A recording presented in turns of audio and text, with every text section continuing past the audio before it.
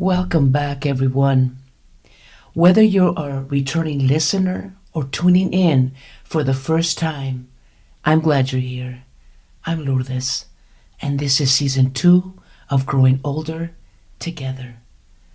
Before we get started, I want to take a moment to thank you for your patience and understanding.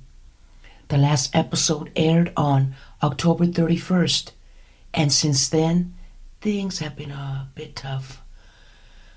My mom's health has taken a turn for the worse, and now she needs constant care.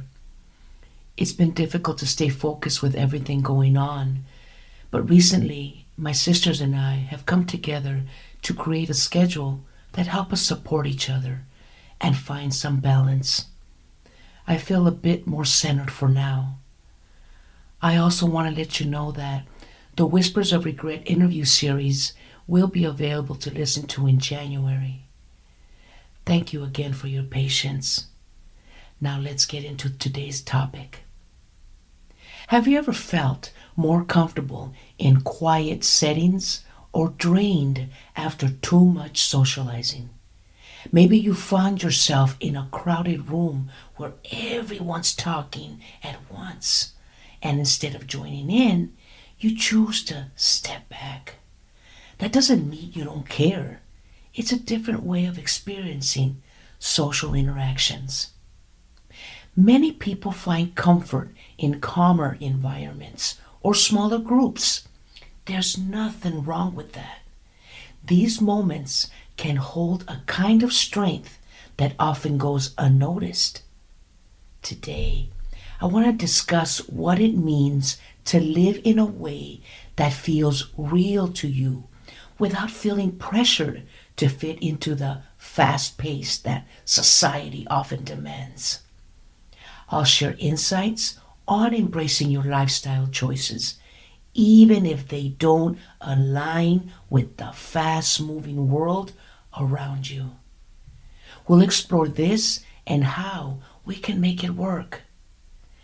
This is not about being shy or disconnected. It's about staying true to what feels natural for you. People who approach life this way often have an incredible gift for listening, not just hearing words, but understanding. I am going to share an experience that changed how I see myself. I've always been quiet and reserved, but I do enjoy being around people and connecting with others in the right environment. About a year ago, I fully recognized just how much of an introvert I truly am. I joined a group called the Introvert VA Club, led by Billy Gardner from Desire to Done. She helps virtual assistants manage their work in a fast-paced environment. But that wasn't my primary reason for joining. I discovered her through her podcast, and I became a fan. Being part of her group helped me identify characteristics I hadn't fully understood before. Recently, during the week of Thanksgiving, my mom became bedridden and now needs 24-hour care. My sisters, 2 nieces, and I have created a schedule to share the responsibilities, allowing each of us time to rest. I'm so grateful for their support, but seeing my mom in this condition and the constant activity around me has started to feel overwhelming. Even when I sat down to work on my laptop, I found it hard to focus. I finally opened up to my sisters about how I've been feeling, and talking it out brought me a sense of relief. And right after that was when we created a schedule. Now I've started to give more attention to creating those quiet moments. Sometimes simply sitting in the car alone for a little while is all it takes to help me feel refreshed and ready to support my family, especially my mom. The world doesn't always make it easy for those who prefer a quieter lifestyle. There's that constant pressure to be outgoing, speak up, network, and be everywhere at once. It can feel like you're being asked to change who you are to fit in. But here's the thing, you don't have to play by those rules. You can find success and fulfillment by showing up in a way that works for you. Maybe that means stepping back to restore your energy or connecting with others in a more personal, meaningful way. The key is knowing and respecting your limits, even if others don't. Think about the people in your life who truly understand you. These are the individuals who appreciate you just as you are and don't expect you to explain yourself. Relationships like these tend to last because they're built on mutual understanding and respect.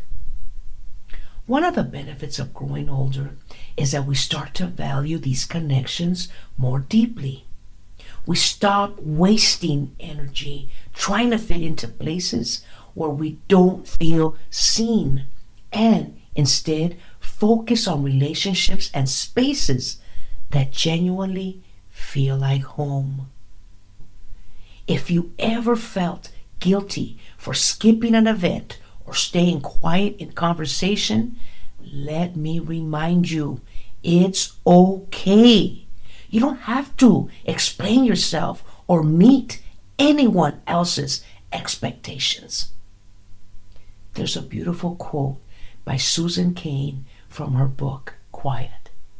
The Power of Introverts in a World That Can't Stop Talking. That captures this perfectly.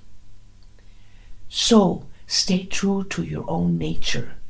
If you like to do things in a slow and steady way, don't let others make you feel as if you have to race. If you enjoy depth, don't force yourself to seek breadth. If you prefer single tasking to multitasking, stick to your guns. Being relatively unmoved by rewards gives you the incalculable power to go your own way. Let that sink in for a moment. You don't have to fit into someone else's mold to find success or fulfillment. Think about how often we're told to hustle harder, do more, move faster.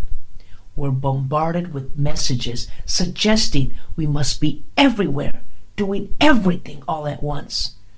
But here's the thing, that kind of life doesn't work for everyone.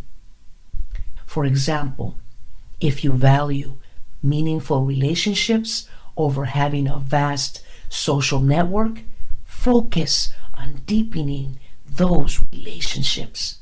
If you feel more productive when handling one task at a time, embrace that approach. Don't let anyone make you feel less capable because you're not juggling a million things simultaneously.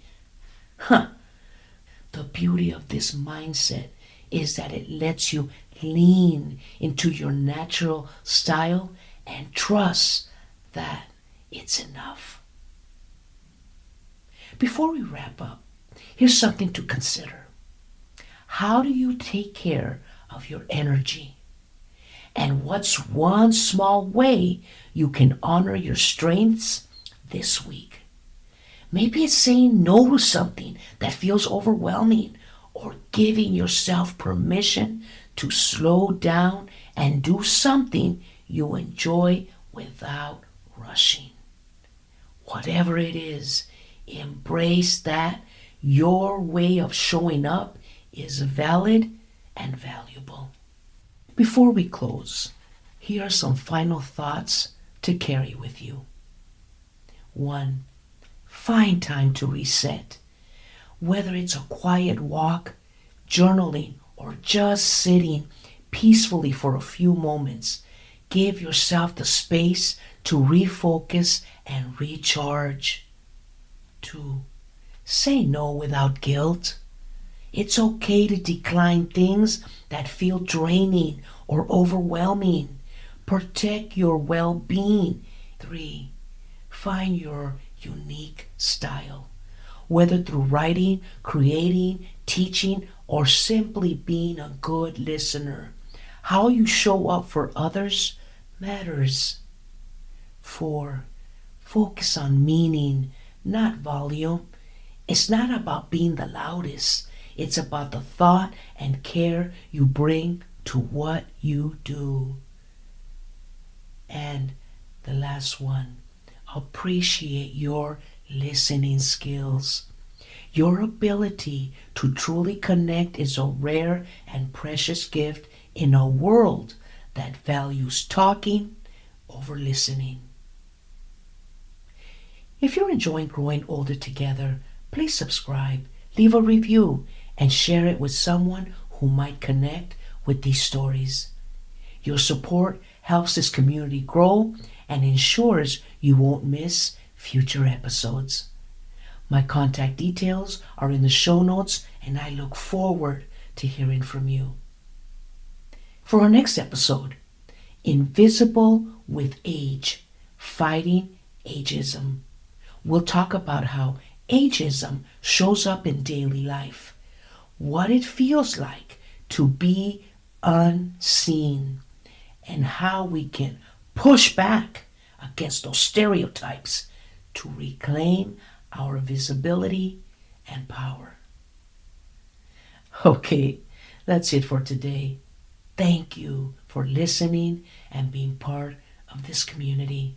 Remember to take care, be kind to yourself, and know that facing our fears is the first step to finding our true strength. Let's continue growing older and wiser together.